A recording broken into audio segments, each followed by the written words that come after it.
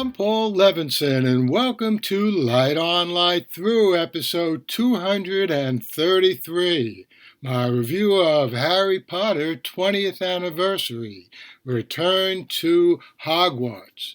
Well, Happy New Year. I told you I'd be back here soon with another review, and I thought I'd check in with a review of Return to Hogwarts, just up on HBO Max on New Year's Day.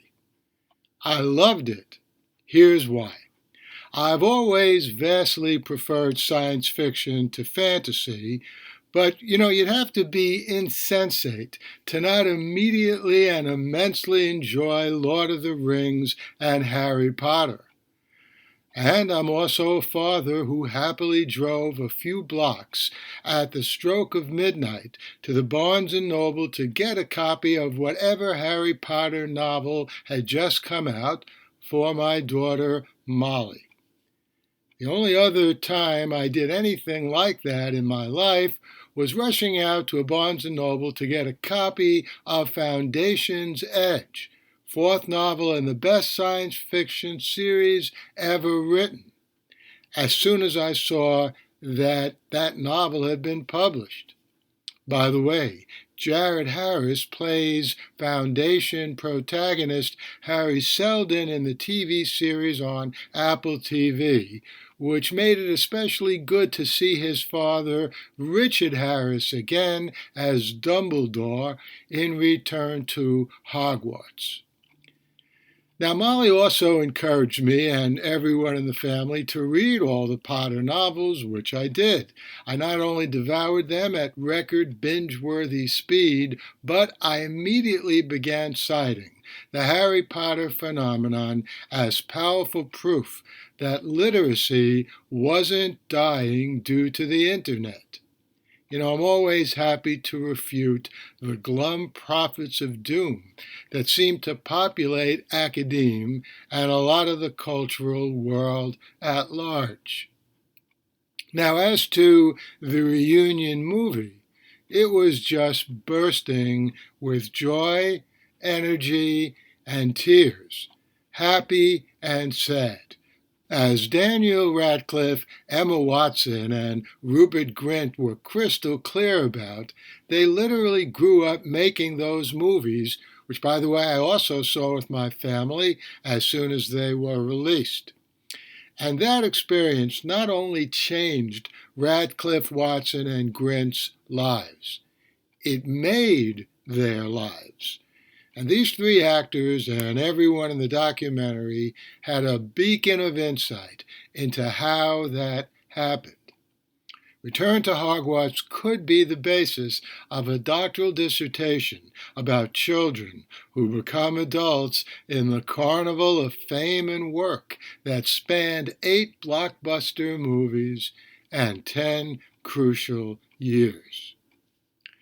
One of the ways that the making of these movies changed the lives of the actors and crew, actually it's probably the main way, is that they increasingly became a family, and I mean that far more than in a metaphoric sense. I think my favorite part of Return to Hogwarts is near the end, when Grint blurts out to Watson, "I love you." She's overwhelmed with emotion. Both are.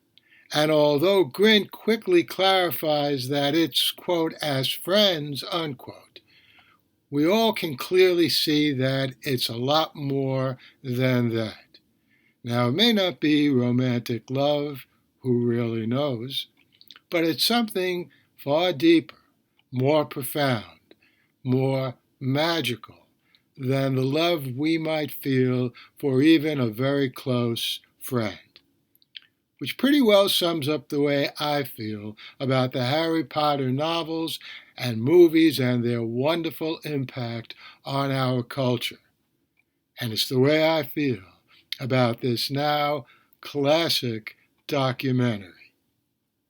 Well, I hope you enjoy that little review of Return to Hogwarts. I'll be back here soon with my review of Dexter, New Blood, lots of other good things, some really exciting interviews coming up on Light On, Light Through in the weeks and months ahead.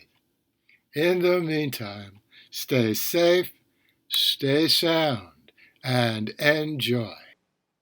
The Light on Light Through podcast.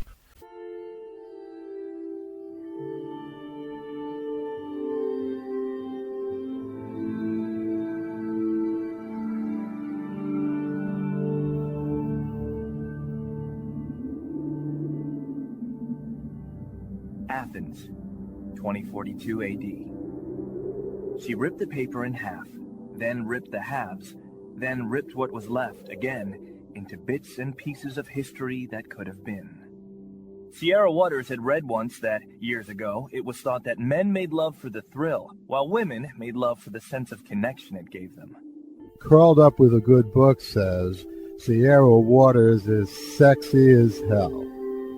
You can find out more about The Plot to Save Socrates by Paul Levinson at theplottosavesocrates.com.